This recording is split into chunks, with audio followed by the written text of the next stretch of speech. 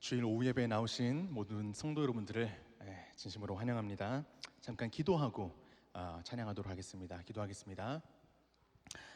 하나님 아버지, 지금 시간 우리의 모든 아픔과 우리의 모든 상황을 아시며 위로와 소망을 주시는 그 주님께 경배하길 원합니다.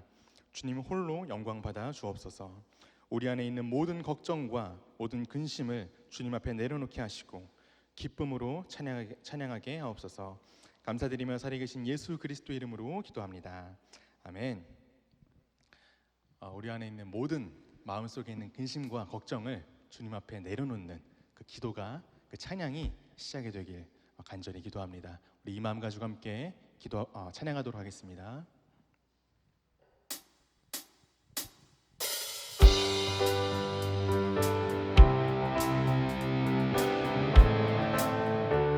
마음속에 근심 있는 사람, 마음속에 근심 있는 사람, 주 예수 앞에 아뢰어라. 슬픈 마음 있을 때라도 주 예수께 아뢰라.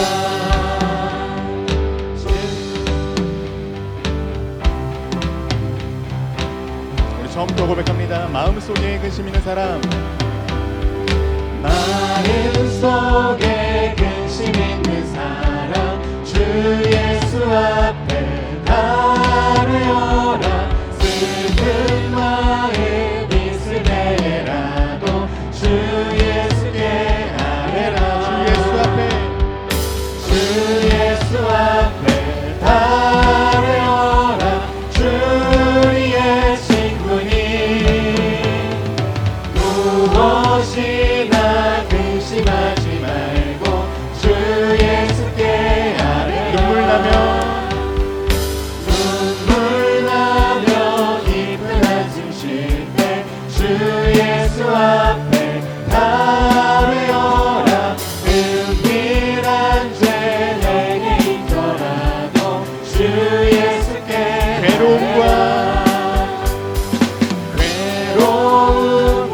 두려움 있을 때 주 예수 앞에 아뢰어라. 내일 일을 염려하지 말고 주 예수께 아뢰라. 주 예수 앞에 아뢰어라. 주 우리의 친구니 무엇이나 근심하지 말고 주 예수께 아뢰라. 주 예수 앞에 아뢰어라. 주 우리의 친구니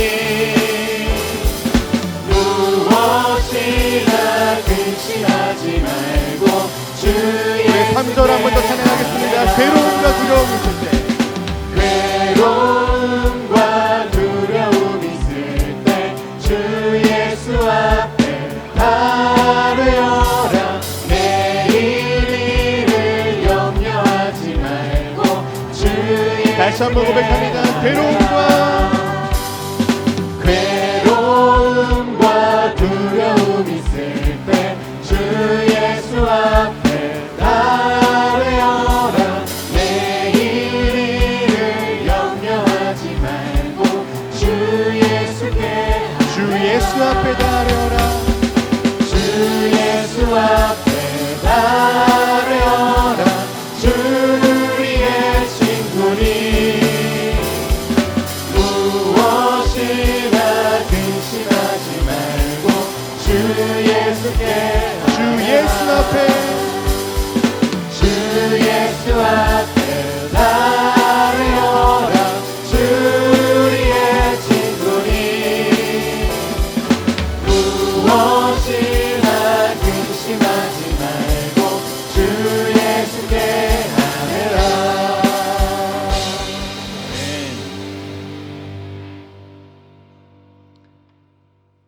이렇게 박수 치며 이어서 또 찬양하도록 하겠습니다.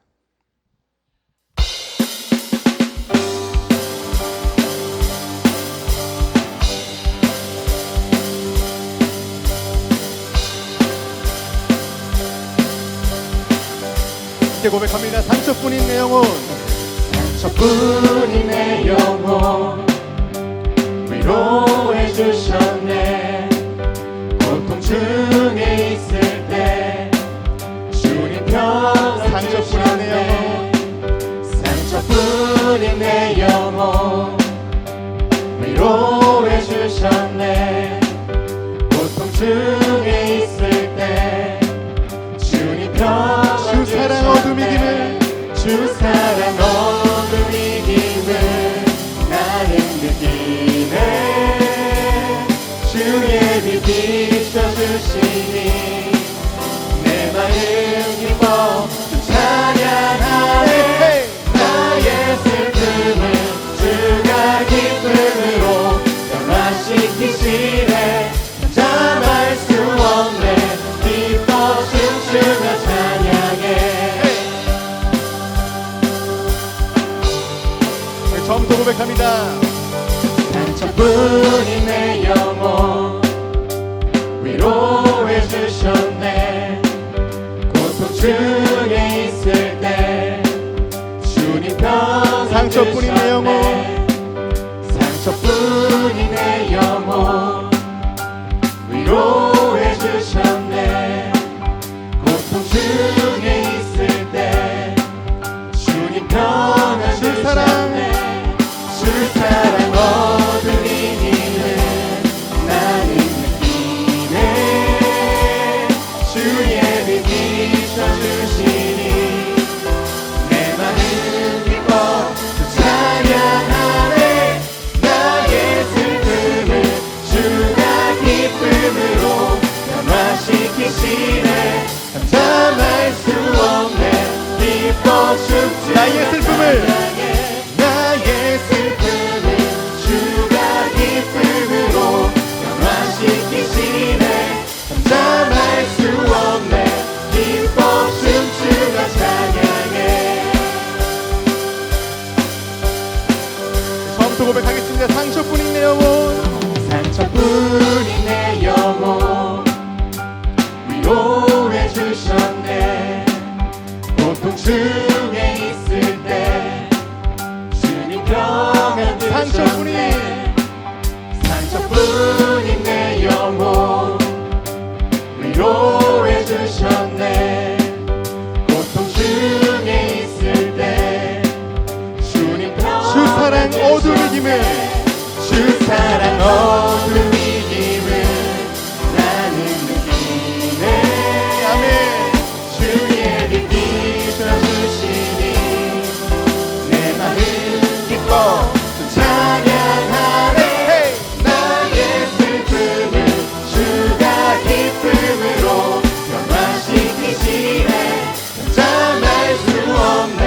기뻐 나의 슬픔을, 나의 슬픔을 주가 기쁨으로 변화시키시네. 잠잠할 수 없네. 마지막으로 고백합니다. 나의 슬픔을, 나의 슬픔을 주가 기쁨으로 변화시키시네. 잠잠할 수 없네. 기뻐 춤추며 찬양해. 헤이!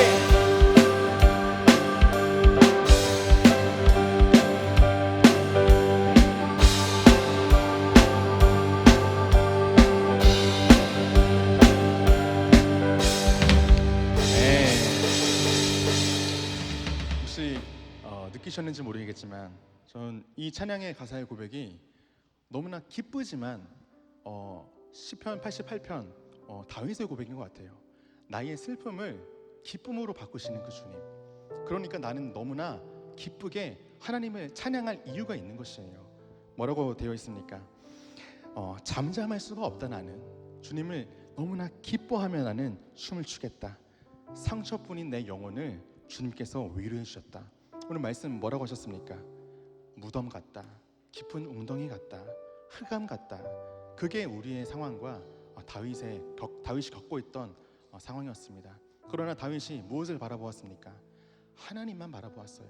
주야로 낮이나 밤이나 나는 오직 주님께 부르짖고 모든 것을 주님께 맡깁니다. 그때 하나님께서 주시는 참된 위로와 평안과 기쁨을 가지고 지금 다윗이 즐겁게 기쁨으로 춤을 추며 하나님 앞에 찬양하는 것이에요. 우리가 이 신앙이 우리의 신앙이 되었으면 좋겠습니다.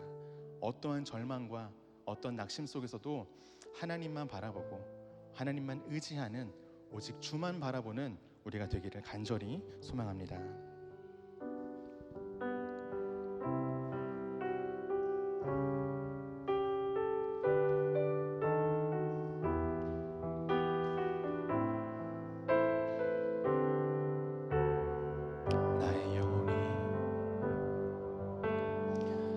나의 영혼이 잠잠히 하나님만 바라며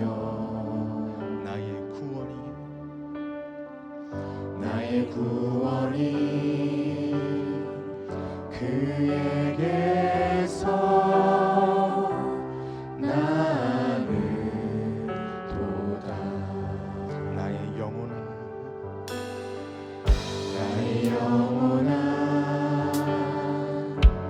잠잠히 하나님만 바라라. 나의 소망이 저에게서 나는 도다. 오직 주만이 나의 반석, 나의 구원이시니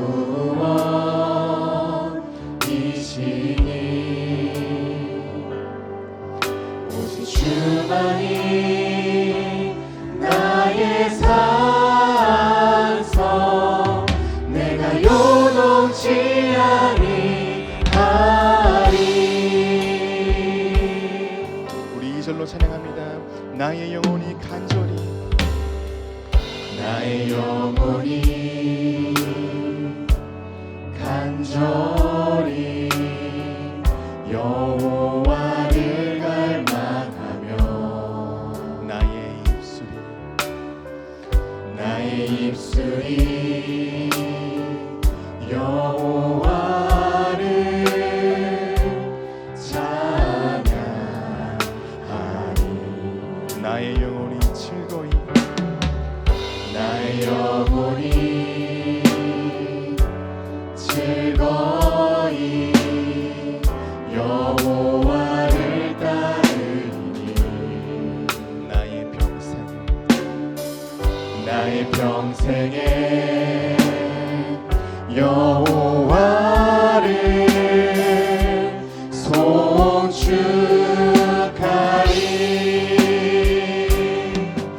오직 주만이 나의 반석, 나의 구원이시니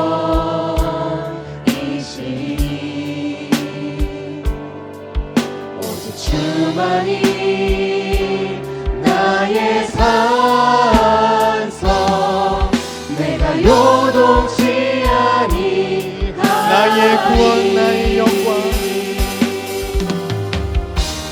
나의 구원, 나의 영광 하나님께 있으니 내 힘의 반석과 피난처 되시네. 오직 주만이, 주만이 나의 반석, 나의 구원이시니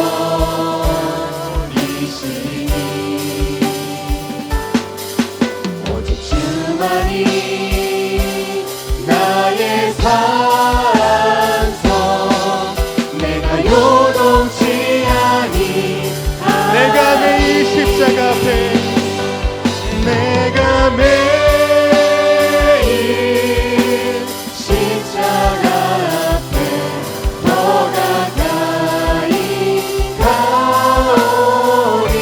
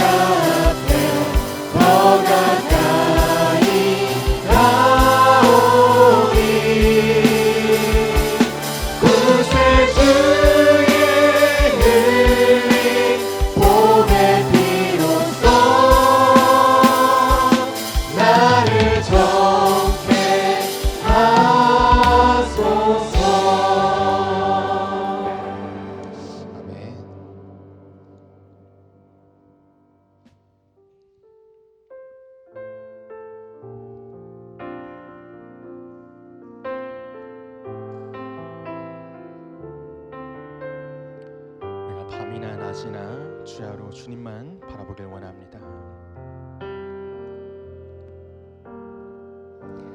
나의 소망 되신 주를 바라봅니다.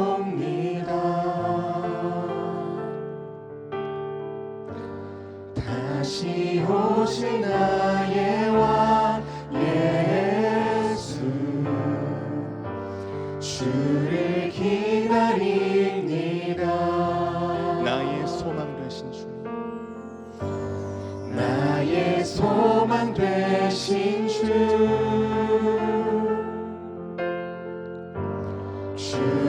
바라봅니다.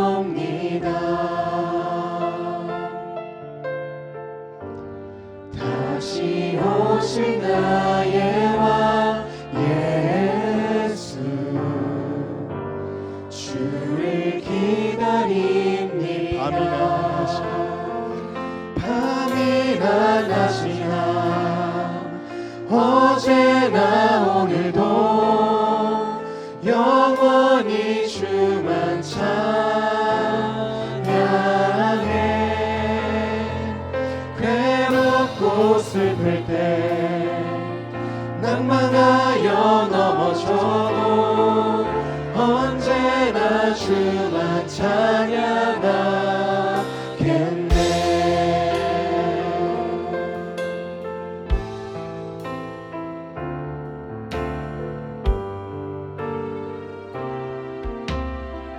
나의 소망 되신 주, 나의 소망 되신 주를 바라봅니다. 주를 바라봅니다.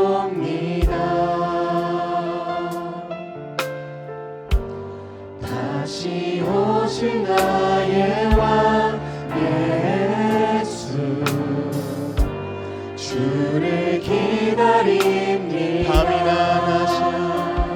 밤이나 낮이나 어제나 오늘도 영원히 주만 찬양해. 괴롭고 슬플 때 낭망하여 넘어져도 언제나 주만 찬양하겠네. 밤이나 낮이나 어제나 오늘도 영원히 주만 찬양해. 괴롭고 슬플 때 낭망하여 넘어져도 언제나 주만 찬양해. 우리 마지막으로 고백합니다. 밤이나 낮이나 밤이나 낮이나 어제나 오늘도 영원히 주만 찬양해. 괴롭고 슬플 때 낭망하여 넘어져도 언제나 주만 찬양하겠네. 우리 시간 기도하길 원합니다. 주님, 이 시간 절망 가운데도 일하시는 그 주님을 바라보길 원합니다. 모든 상황 속에서도 우리를 인도하시는 그 주님의 사랑을 깨닫게 하여 주옵소서. 이 시간 말씀을 통해 참된 위로와 참된 소망을 품고 기도하는 자 되게 하여 주옵소서. 말씀 전하시는 목사님의 입술에 성령의 기름을 부어주시고 선포된 말씀을 통하여 교회와 현장과 우리의 삶과 우리 후대가 살아나는 응답을 허락하여 주옵소서. 우리 말씀 받기 전까지 잠깐 기도하도록 하겠습니다. 기도합니다. 하나님 아버지, 감사합니다. 이 시간 절망 가운데서 주님만을 바라보게 하시니 감사합니다.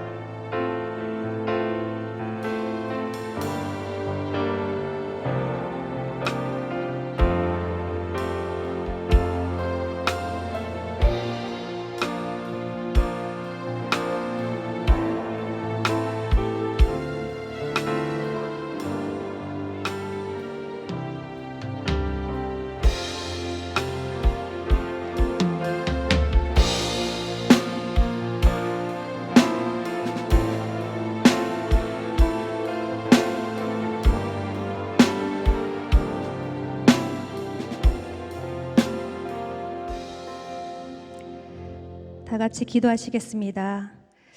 참 생명의 주관자 되시며 어둠 속에서도 우리의 부르짖음을 들으시는 하나님, 지금도 살아서 우리와 모든 것에 함께 하시며 복된 예배로 주님 앞에 인도하심에 감사드립니다.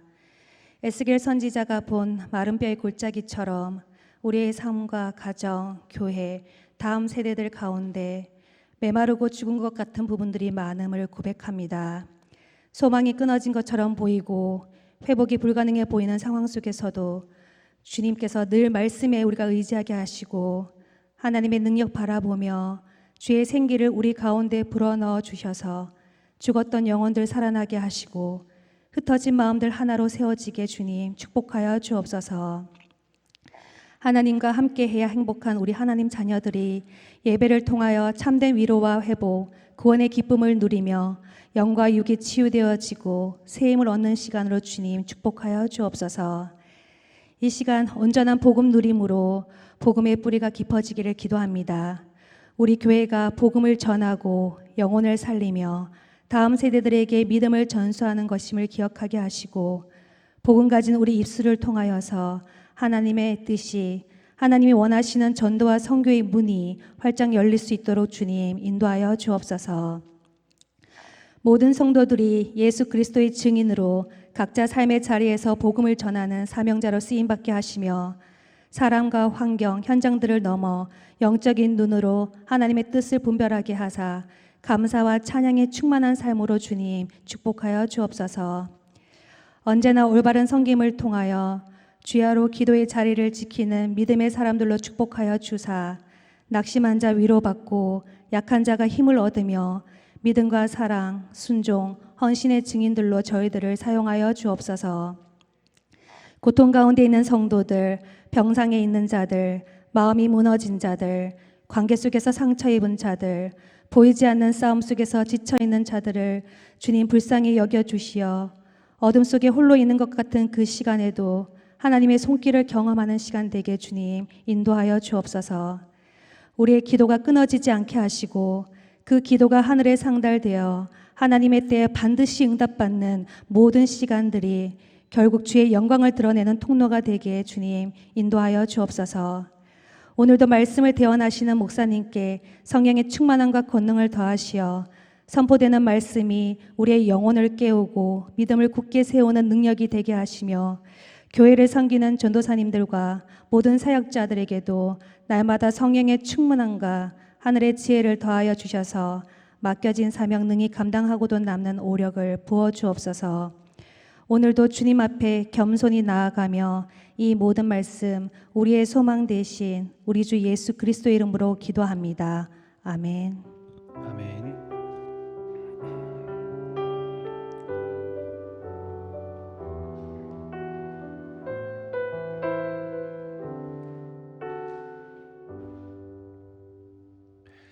오후 예배 함께 나눌 하나님 말씀은 출애굽기 11장 1절에서 10절의 말씀입니다. 출애굽기 11장 1절로 10절.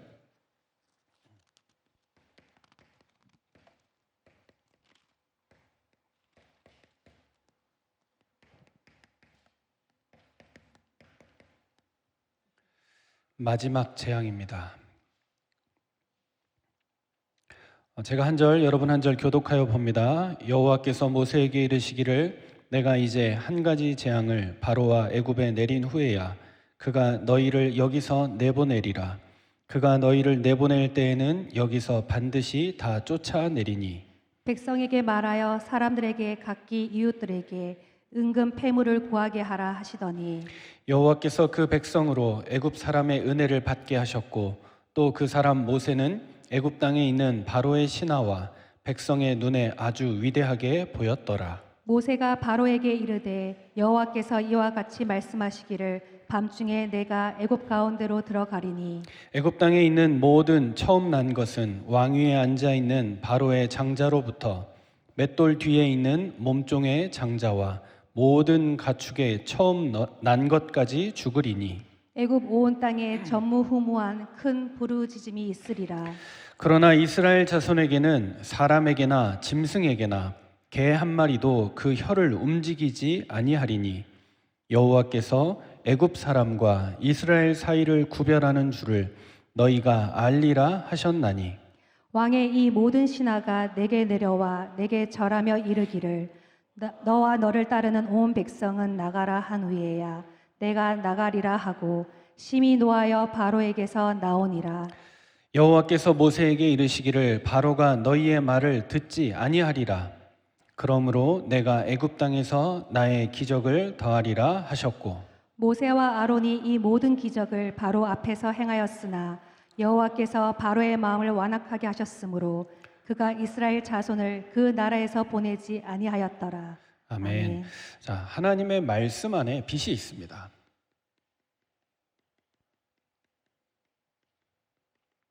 이 말은 어둠은 빛 아니면 해결되지 않는다는 이야기입니다.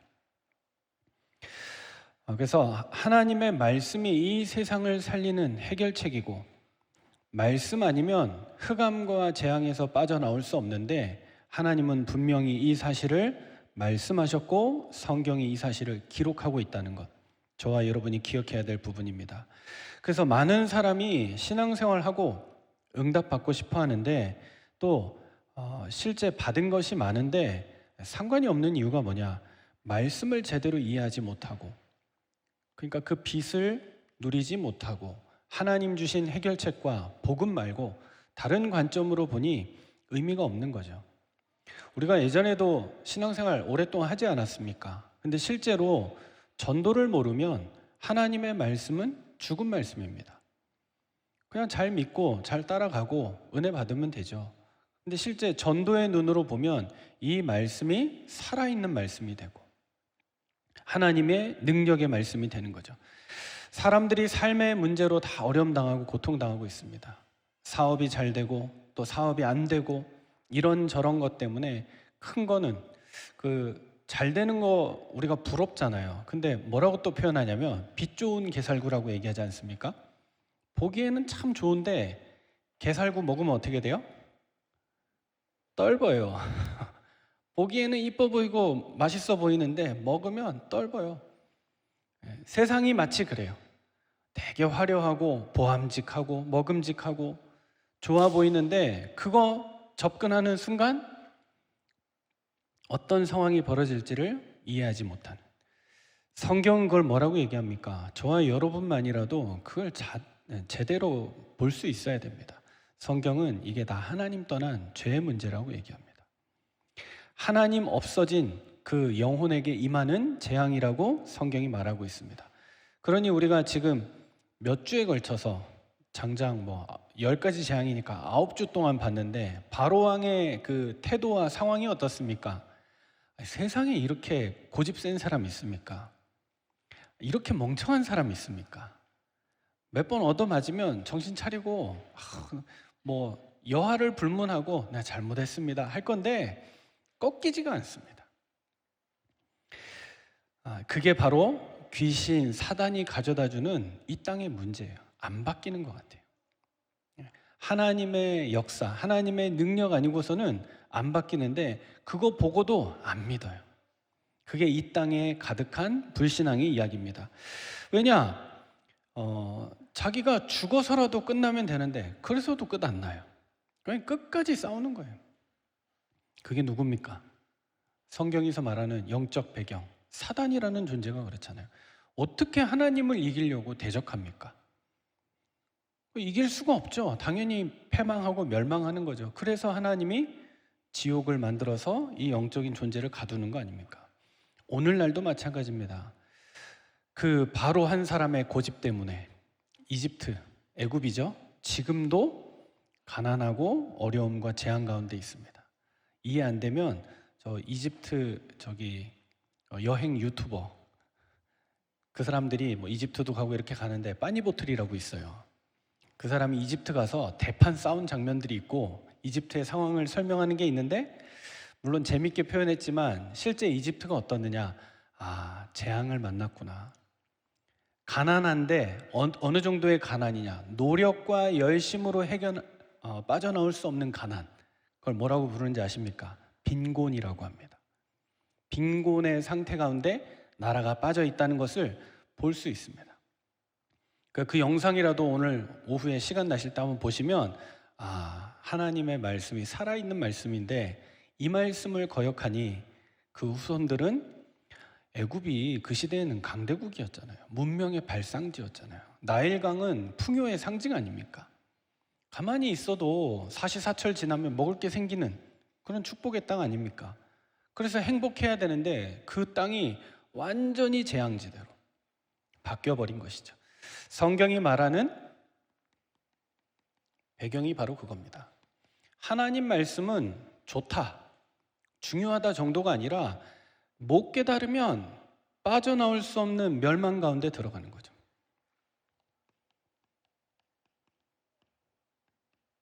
뭘 얘기합니까? 태초에 하나님이 계시니라. 하나님에 대해서 말하죠. 신앙생활 하면 우리가 이것만 알면 될까요? 하나님 살아계시니까 다 될 거야. 반드시 하나를 더 이해해야 되는데 그게 뭐냐? 흑암, 공허, 혼돈이요. 하나님을 분명히 아는 만큼 이 땅에서 흑암이 하는 일, 그 다음에 공허가 우리에게 가져다주는 문제들, 그래서 우리의 세상은 질서 정연한 것처럼 보이지만 혼돈 속에 있다는 사실을 반드시 기억해야 합니다. 흑암, 공허, 혼돈이 뭐죠? 하나님 계시는데 하나님을 인정하지 않는 상태, 거기에 대한 결과, 그게 흑암, 공허, 혼돈이에요. 그 가운데 하나님이 1장 3절에 뭐라고 말씀하시죠? 하나님 말씀하시되 빛이 있으라 하시니, 하나님 거기에 빛을 말씀하신 거예요. 그 이후에 천지를 창조하시죠. 무슨 말입니까? 무질서, 하나님을 인정하지 않는 무질서 가운데 하나님은 질서를 만드시고 거기에 생명을 주셨다는 거예요. 이 부분을 반드시 이해해야 합니다. 그런데 인간이 또 하나님 떠나서 창세기 3장 1절에서 20절에 하나님 떠나는 선택 가운데로 치우치고 말죠. 그게 축복을 상실한 겁니다. 하나님 계시는데 하나님 모르는 존재로 전략을 해버렸습니다. 나중에는 어디까지 가느냐? 저거 먹으면 하나님처럼 될 수 있지 않냐? 그 정도 상황까지 왔습니다. 이게 죄와 저주의 시작입니다.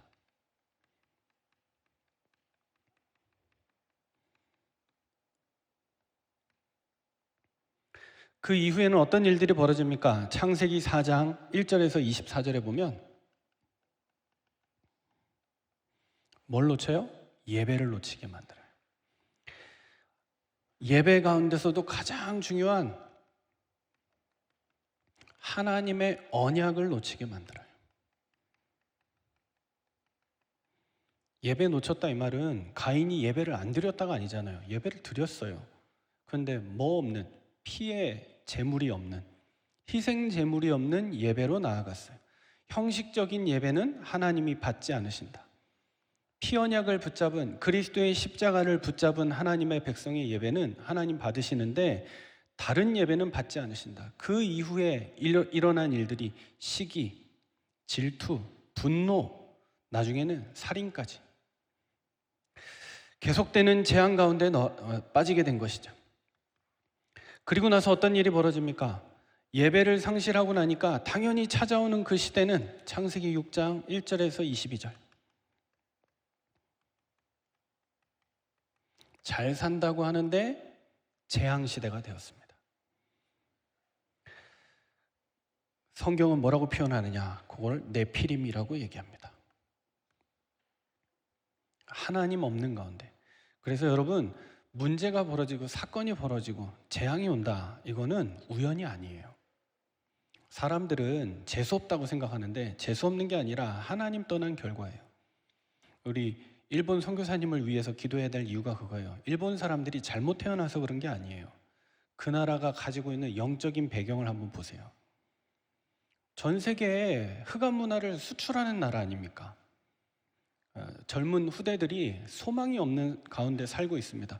일본 하면 되게 실력 있는 나라였는데 저도 그랬거든요. 십몇 년 전에 가면 삐까뻔쩍하고 그 결이 달랐어요.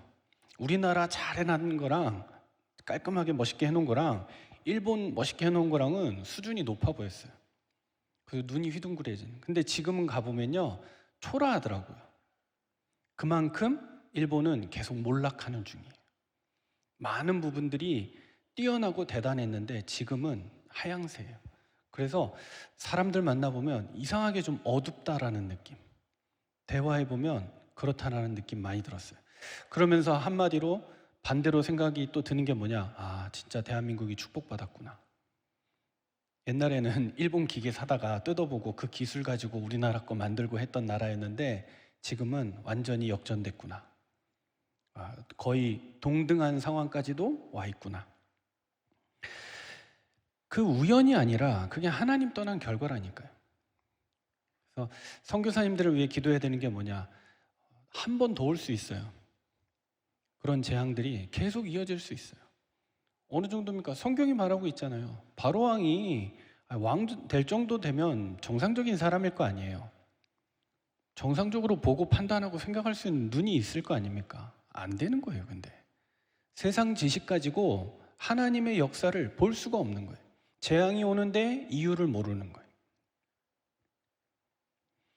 이렇게 해서 다섯 번째, 창세기 11장 1절에서 9절에 보면 멸망시대로 가는 겁니다. 성공했다고 하고 어마어마한 걸 만들었다고 하는데 그게 다 바벨탑입니다. 탑이 잘못된 게 아니라 시작된 사상이 잘못된 거예요. 하나님을 향해 높아지자, 하나님처럼 우리의 이름을 내자, 흩어짐을 면하지 말자라고 했던, 하나님 없는 성공을 주장하면서 나아가는 거죠. 이 눈으로 성경 전체를 봐야 이해가 되는 겁니다. 요거 이해 안 되면 창세기는 신화다. 어디서 말하느냐, 불교대학에서 얘기하는 게 아니라 신학대학에서 교수님들이 서가지고 창세기는 편집된 문서이고 신화다 이렇게 얘기를 하고, 참고할 만한 좋은 내용이 있고 어떤 뭐 단군이 태어난 것처럼 설화 정도로만, 아니 이미 목회자 후보생들에게 그렇게 심어 놓는데요. 그거 가르쳐 한 학기 동안 가르쳐주고 시험 봐서 답을 써내야 점수를 주는데요. 그래야 졸업을 하는데요. 그럼 그냥 하나님 말씀으로 배우고 시험만 그걸로 보지 되겠습니까? 안 그렇다니까요. 거의 다 그렇게 신앙생활하고 그렇게 배워서 목회하고 세상에 나가는 겁니다. 그러니 하나님의 참된 말씀의 영적인 배경과 사실을 모르고 나가서 목회를 한다? 성도들 돕는다? 이해 잘 안 되죠.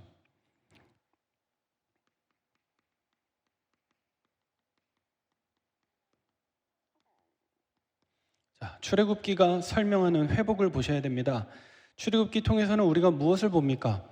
또 그 시작이 출애굽기 1장 8절이요. 요셉을 알지 못하는 새 왕이 나타났다. 이게 뭐죠? 똑같은 상황이에요. 하나님을 알지 못하고 하나님에 대해 무지한 세상 왕이 등극을 했습니다.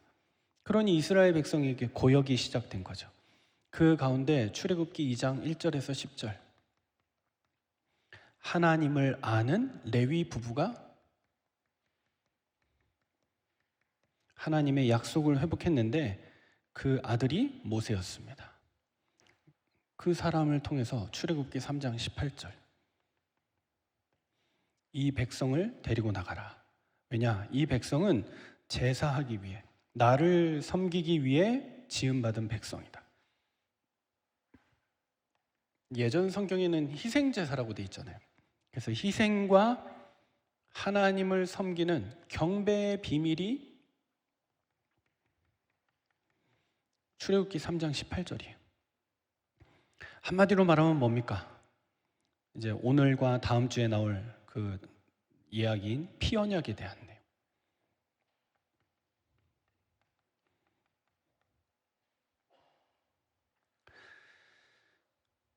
그래서 우리가 그동안에 쭉 봤습니다. 출애굽기 7장부터 10장까지 10가지 재앙을 쭉 보면서 와서 이제 마지막 10번째 재앙 가운데 우리가 서 있는데, 피언약이 선포될 때 일어나는 그 승리와 재앙의 흐름이 이 속에 있는 거죠.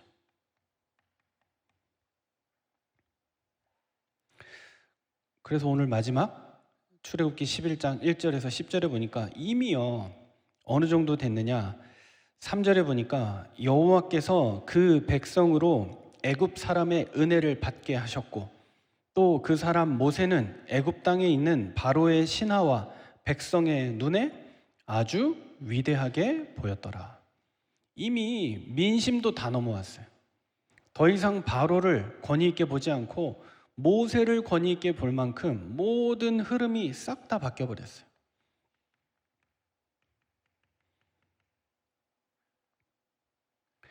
그리고 이스라엘 백성이 가면 애굽 사람들이 잘해주기 시작하는 거예요. 이제 뭐냐, 정보를 들어야 되니까. 이번엔 또 뭐가 재앙이 올라나, 어떤 문제 올려나, 해결책이 뭔가. 그리고 왠지 저 사람들은 있는 데마다 빛이 임하고 축복이 나타나고 은혜가 임하니까 우리는 너무 살기 죽겠거든, 힘들겠거든요. 그러니 자꾸 의지하게 되는 거죠. 가서 하소연하게 되는 거죠. 이렇게 해가지고 5절이죠. 5절에 보면 뭐라고 나옵니까? 애굽 땅에 있는 모든 처음 난 것은 왕위에 앉아 있는 바로의 장자로부터 맷돌 뒤에 있는 몸종의 장자와 모든 가축의 처음 난 것까지 죽으리니. 5절에 드디어 하나님의 약속이 나옵니다.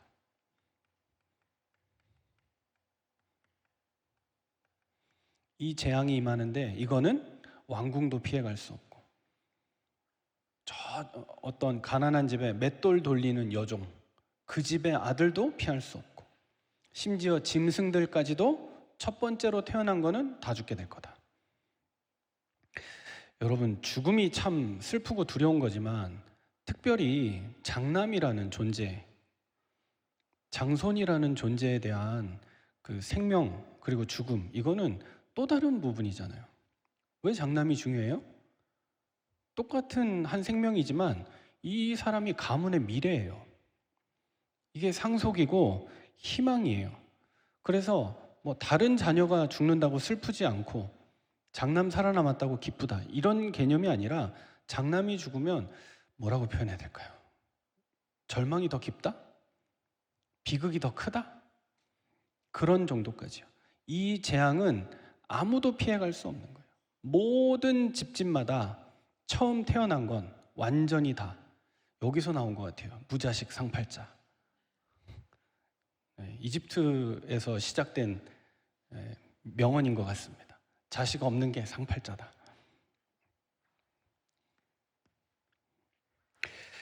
우리가 마지막 재앙 속에서 붙잡을 것이 있습니다.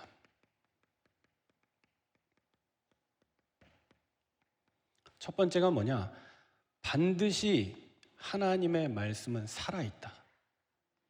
하나님의 말씀은 살았고 활력이 있어.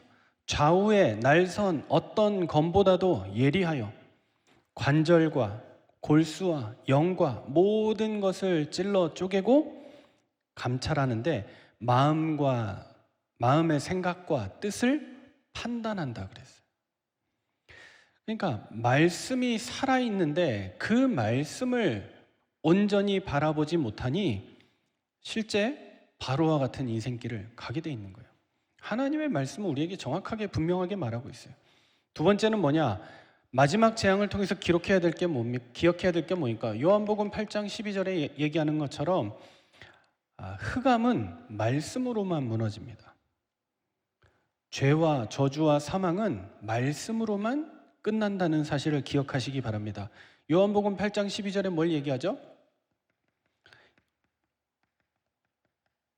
살아있는 말씀이 히브리서 4장 12절이라면 요한복음 8장 12절에는 예수 그리스도의 빛은 그냥 밝은 빛이 아니라 생명의 빛이에요. 들어가는 자녀마다, 들어가는 가정마다 살아나게 될 줄로 믿습니다. 우리가 이 흐름을 회복하기 위해 이 자리에 앉아 있습니다. 하나님이 이루시는 구원의 역사, 그것은 반드시 주신 말씀대로, 이스라엘이 위대하거나 바로가 무능하거나 연약해서가 아닌 하나님이 정하신 뜻, 이 백성은 여기 있으면 안 되고 가나안 땅 가서 메시아 오실 언약을 기다리며 나를 바라보고 나를 예배할 민족이다. 하나님 그 뜻을 정하셨잖아요. 그 말씀대로 이루어지고 있는 중이에요. 바로만 지금 못 깨닫는 거예요. 내가 뭘 잘못했지. 그러다가 또 마음이 강팍해져가지고 또 돌아섰다가, 그 사람 마음엔 뭐가 있어요? 희노애락은 다 있어요. 근데 뭐만 없느냐? 말씀만 없어요. 아, 하나님이 하셨던 그 말씀이 바로 이 뜻이었구나. 여기에 대한 의미만 없어요. 아, 누가 잘 사는 거 싫어합니까? 잘 살고 싶죠. 누가 잘 되는 거 거부하는 사람이 있습니까? 되고 싶죠. 이유를 모르고 그렇게 살아가는 거예요.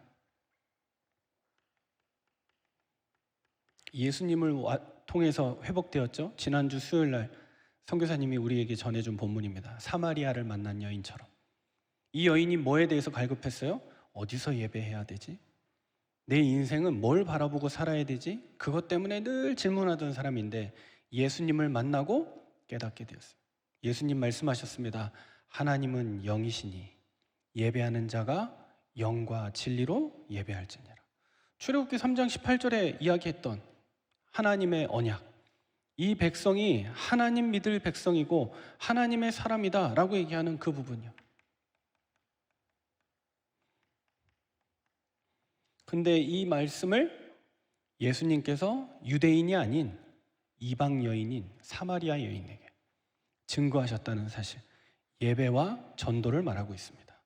저와 여러분이 말씀을 통해서 붙잡아야 될 결론이 있습니다.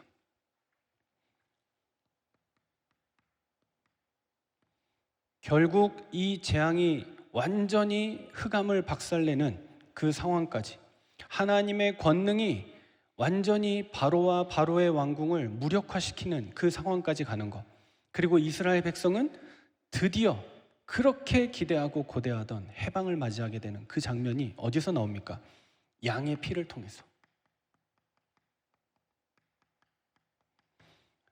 나일강이 변하고 모든 일들이 벌어지고 난리의 상황이 벌어져도 안 바뀌던 그 부분이 언제 딱 끝나느냐? 유월절을 통해서. 우리가 믿는 신앙생활도 그거잖아요. 교회 간다고 잘 됩니까? 직분 받는다고 구원 받나요? 하나님 앞에 크게 헌금하고 봉사하고 헌신하고 앞장선다고 하나님 축복하시나요? 아니라니까요. 언제요? 예수를 나의 구주로 믿을 때. 예수를 구주로 믿을 때 하나님의 구원이 임하게 되고 그 구원의 감사와 기쁨과 행복으로 말미암아 나머지는 나오는 거예요. 어떻게 하면 내가 주를 위해 살까? 주야로, 밤낮으로, 어릴 적부터 재앙 당할 때마다 하나님 내 생명을 건져주시면, 나를 살게 하시면 나는 주를 위해 살겠습니다. 주의 뜻을 이루겠습니다. 이것이 성경이 말하는 비밀이고 저와 여러분이 붙잡아야 될 하나님의 약속이에요. 오늘 결론이 뭡니까? 다음 주에 나올 이제 중요한 본문 중에 하나인데, 양의 피를 상징하는 유월절. 그 피를 문설주에 바를 때 애굽의 군대가, 바로의 왕궁이 완전히 항복하게 되고 우리는 하나님의 큰 역사 속으로, 하나님의 인도하심 속으로 나아가게 된다. 그 출발점이 바로 유월절입니다. 출애굽기의 스토리가 이겁니다. 이스라엘 백성이 해방돼서 나가야 되는데 그 일이 가능하게 되는 비밀이 무엇이냐? 그 시작점이 무엇이냐? 바로 유월절. 근데 사람들은 뭐라 그러냐? 아니 그냥 잘 살게 해주시면 되지. 뭐 때문에 자꾸 뭐 양 잡아라, 뭐 소를 잡아라, 비둘기 잡아라, 곡식을 드려라, 예배하라고 하느냐? 하나님이 축복하시면 알아서 믿을 거 아니에요. 우리 집에 갑자기 복권이 되게 해주시고 쏟아 부어주시면 없던 믿음도 생겨날 텐데 그게 믿음이냔 말이죠. 우리가 이 사실이 마음속에 자꾸 와서 닿아야 돼요. 뭘 말씀하고 계시는지. 왜냐? 이거 놓치면 성경을 다 놓친 거예요. 잘 살면 뭐합니까? 절대 멸망 상태는 벗어날 수 없는데, 좋은 집 산다고 축복받은 게 아닌데요. 집만 좋을 뿐이지 살고 있는 사람은 똑같아요. 잘 이해해야 됩니다. 인간은 아무리 잘 살아도 창세기 3장을 이길 수 없어요. 하나님 떠난 그 상태 이길 수 없어요. 그러니 우리나라의 가장 돈 많았던 재벌도 뭘 두려워했느냐? 죽음을 두려워했잖아요. 죽음 앞에 서니까 자기 본래 속에 들어있던 질문들을 막 하기 시작했잖아요. 죽음만 못 이깁니까? 내세를 이길 수 없습니다. 그래서 우리에게 복음을 주셨다는 사실을 기억하시기 바랍니다.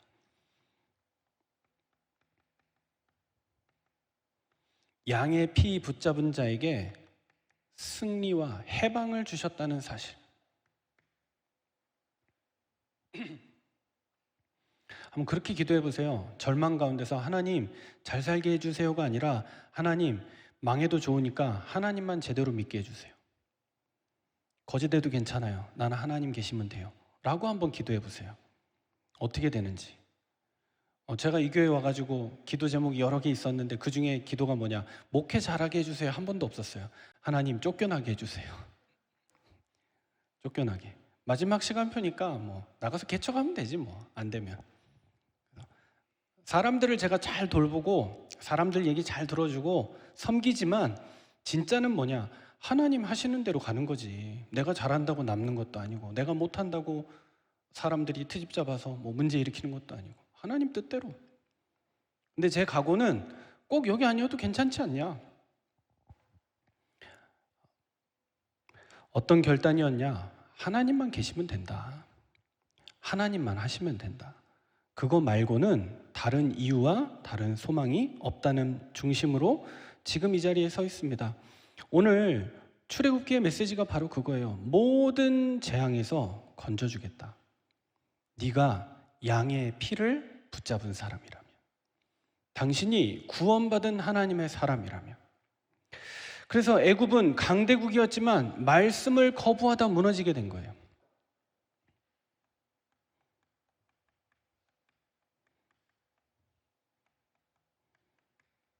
그게 멸망 상태입니다. 그럼 반대로 유월절은 뭡니까? 하나님이 우리에게 살 길을 열어주시겠다는 거예요. 금요일 날 잠깐 얘기했는데 예수님의 퍼스널 컬러가 뭐라고요? 네, 보라색. 왜요? 이사야 7장 14절. 보라, 처녀가 잉태하여 아들을 낳으리니. 어떤 살 길입니까? 요한복음 1장 29절. 우리는 아리까리하고 긴가민가한데 진짜 기도 많이 하고 말씀에 충만했던 세례 요한이 한 청년을 보자마자 딱 던진 말, 보라, 세상 죄를 지고 가는 어린 양이로다. 예수님의 퍼스널 컬러는 보라, 온통 보라.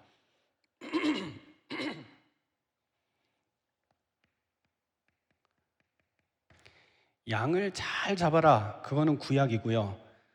어린 양 대신 예수 그리스도께서 우리의 모든 문제를 담당하셨다. 이것이 신약입니다. 우리는 그 은혜와 축복 속에서 살아가고 있습니다. 그래서 이 세례 요한은 눈치가 빨랐는지 모르겠는데 보자마자 알았다니까요. 이분은 하나님의 어린 양이구나. 두 번째입니다. 살 길을 주셨는데 바로 그것이 무엇입니까? 그 어린 양 대신 예수님의 피로 말미암아. 죄의 결과는 사망이죠. 그래서 반드시 생명의 대가가 필요해요. 죄를 씻으려고 하면 생명을 드려야 돼요. 그래서 구약의 양은 그림자였고 신약은 참된 어린 양 예수 그리스도의 십자가로 끝나게 된 거예요. 성경 구절 몇 가지만 좀 기억하시면 됩니다. 로마서 3장 23절에서 25절. 모든 사람이 죄를 범하였음에 하나님의 영광에 이르지 못하더니 24절에 그리스도 예수 안에 있는 속량으로 말미암아 하나님의 은혜로 값없이 의롭다 하심을 얻은 자가 되었느니라. 25절에는 이 예수를 하나님이 그의 피로써 믿음으로 말미암는 화목 제물로 세우셨으니 이는 하나님께서 길이 참으시는 중에 전에 지은 죄를 간과하심으로 자기의 의로우심을 나타내려 하심이니. 예수님이 누구라고요? 화목 제물이라고요.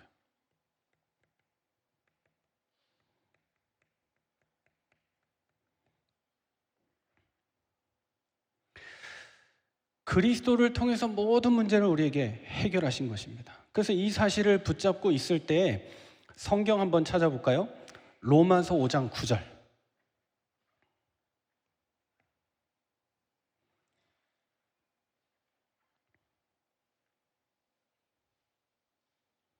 로마서 5장 9절입니다.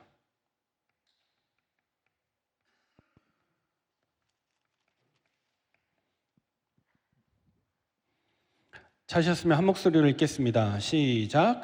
그러면 이제 우리가 그의 피로 말미암아 의롭다 하심을 받았으니 더욱 그로 말미암아 진노하심에서 구원을 받을 것이니. 아멘. 그의 피로 말미암아 의롭다 하심을 받았고 더욱 그로 말미암아 진노하심으로부터 구원받을 것이다. 그래서 오늘 오전에 함께 나눴던 말씀, 절망은 하나님을 만나는 통로가 되어져요. 믿음의 사람에게는. 하나님 안 믿는 사람에게는 멸망의 길이 되지만 그 재앙이 우리는 하나님을 향하고 하나님 바라보는 응답의 도구로 쓰임 받게 된다. 오늘 성경도 마찬가지입니다. 결국 이스라엘은 승리하게 됩니다.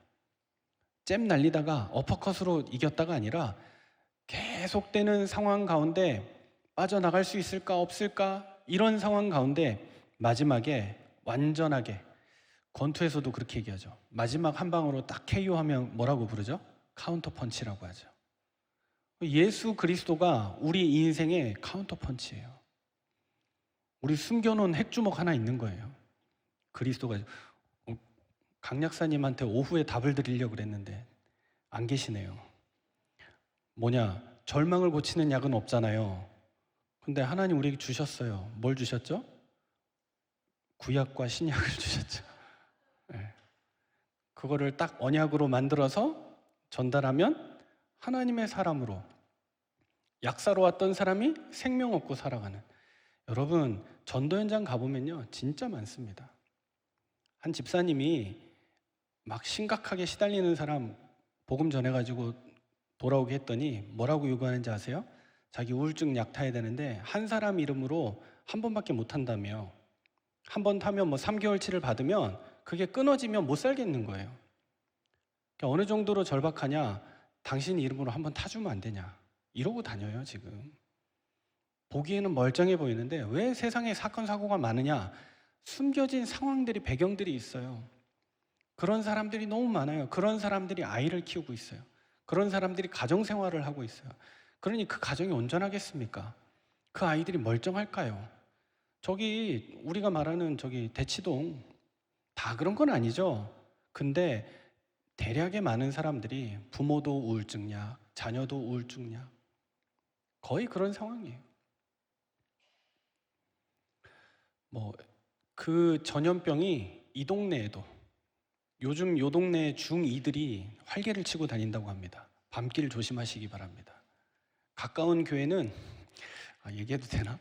가까운 교회는 매점을 다 털어갔답니다. 중학생들이 들어와가지고 교회 매점을 싹 다 털어갔대.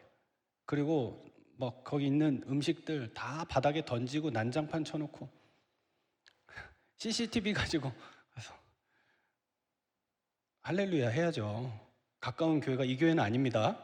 우리는 그래서 매점이 없잖아요. 네. 우리는 점심 식사도 받아 먹습니다. 안 만들고. 네. 음식을 남겨놓지 않습니다. 요 동네 중학생들이 그러고 다닌대요 지금. 뭐 그것만 그러겠습니까 그 아이들이? 이 막 어떤 번쩍이는 아이디어와 막 혈기들을 주체를 못해가지고 온 동네를 시끄럽게 하고 다니는 거죠. 성경의 얘기가 그겁니다. 이스라엘이 노예였지만 언약 붙잡고 살아났습니다. 피언약을 붙잡을 때 재앙에서 빠져나왔습니다. 오늘날도 마찬가지입니다. 우리가 말씀 놓치면 나도 모르는 어둠 가운데 또 갇혀요. 그래서 뭐 되니 안 되니 소망이 있니 없니, 한 주간 시작하기 전에 말씀의 복음의 빛을 가지고 저와 여러분의 현장으로 나가게 되기를 바랍니다. 이번 한 주간 하나님의 말씀 안에서 빛을 누리고 예배를 회복하고 생명 살리는 증인 되기를 주님의 이름으로 축복합니다. 기도하겠습니다. 하나님 은혜 감사합니다. 어린 양 되신 예수 그리스도의 보혈로 우리를 살리시고 말씀의 은혜 가운데로 인도하심을 감사드립니다. 오늘 예배를 통하여 하나님 주신 약속이 우리 마음속에 붙잡혀지는 축복의 날 되게 하여 주옵소서. 감사드리며 살아계신 주 예수 그리스도 이름으로 기도하옵나이다. 아멘. 우리 주신 말씀을 붙잡고 찬송가 265장 함께 찬양하겠습니다.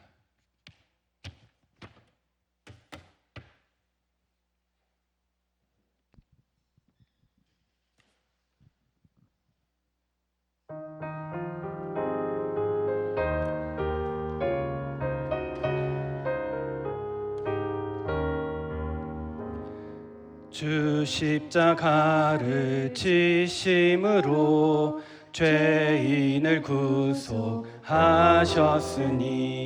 그 피를 보고 믿는 자는 주님의 면하겠네. 내가 그 피를 유월절 그 양의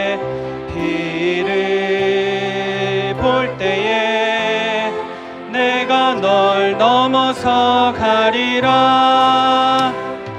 흉악한 죄인 괴수라도 예수는 능히 구원하네. 온몸을 피에 담글 때에 주님의 진노 면하겠네. 내가 그 피를 유월절 그 양의 피를 볼 때에 내가 널 넘어서 가리라. 심판할 때에 모든 백성 행한 일대로 보응받네.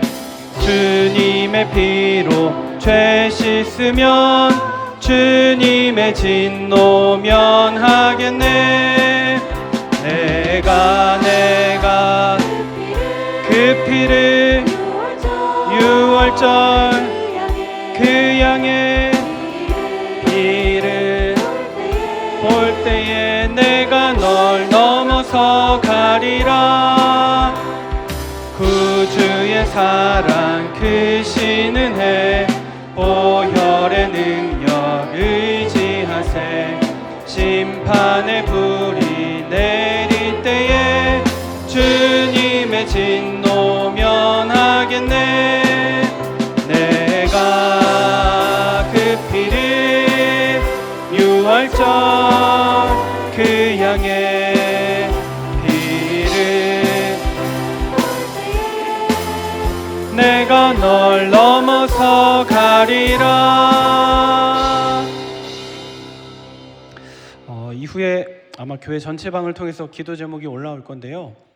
박희상 성도님 우리 그동안 같이 기도하면서 집중해 왔는데 오늘 이제 수술을 위해서 입원했고 내일 모레 화요일 수술에 임하게 된다고 합니다. 사실 암 환자분들 많이 만나 보니까 다들 그렇게 얘기합니다. 수술할 수 있으면 부럽다라고 얘기를 많이 하더라고요. 박희상 성도님도 원래는 수술할 수 없을 만한 상황이었는데 항암을 통해서 효과가 잘 나타나서 수술에 임하게 됩니다. 성도님과 그 가정과 가문에 하나님의 은혜가 충만하게 임하도록 함께 기도를 부탁드립니다.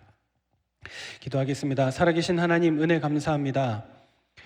오늘 예배를 통하여 흑암과 재앙을 이기는 길이 오직 복음과 말씀 안에 있음을 붙잡게 하시고 우리의 마음에 예배와 전도에 대한 소원을 다시금 일으켜 주시니 감사합니다.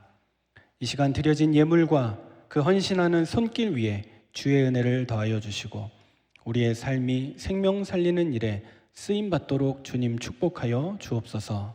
그래서 한 주간도 말씀 안에서 빛을 누리며 어둠 가운데 있는 가정과 현장과 세상과 직장의 동료들을 살릴 수 있도록 그 빛의 증인으로 살아가게 하여 주옵소서. 우리의 참된 6월절 어린 양 되신 예수 그리스도의 이름으로 가는 곳마다 해방의 역사와 참된 승리가 나타나는 주의 놀라운 증거를 허락하여 주옵소서. 주 예수 그리스도의 은혜와 하나님의 사랑과 성령의 교통하심이 6월절의 주인공 되시는 예수 그리스도 그 십자가와 부활의 비밀을 가지고 삶의 현장으로 나아가는 모든 주의 백성들 머리 위에 이제와 영원토록 함께 있을지어다. 아멘.